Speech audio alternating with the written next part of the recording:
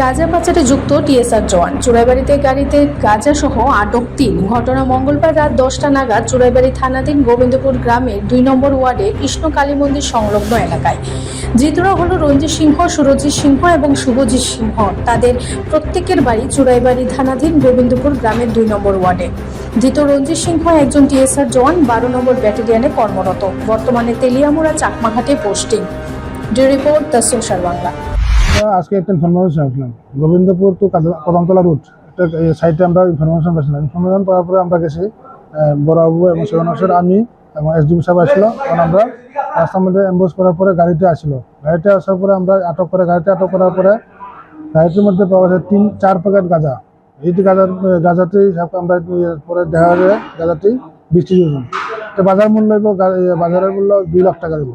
গাড়ির নম্বরের গাড়িটির ভিতরে পাওয়া যাচ্ছে, গাড়ির নম্বর হলো TR05F0432 বুলেনো গাড়ি। ওই গাড়ির ভিতরে আসলো ৩ জন লোক।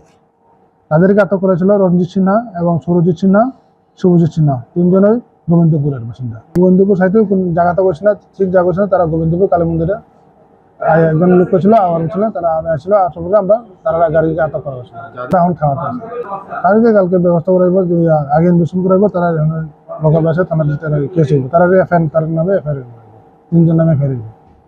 মশলা হাতে নয় চামচে তুলুন। লংতরাই গুঁড়ো মশলার প্রতিটি ২৫০ গ্রাম প্যাকেটের সাথে ১টি চামচ ফ্রি। লংতরাই গুঁড়ো মশলা, রান্নায় তোমাকে চাই।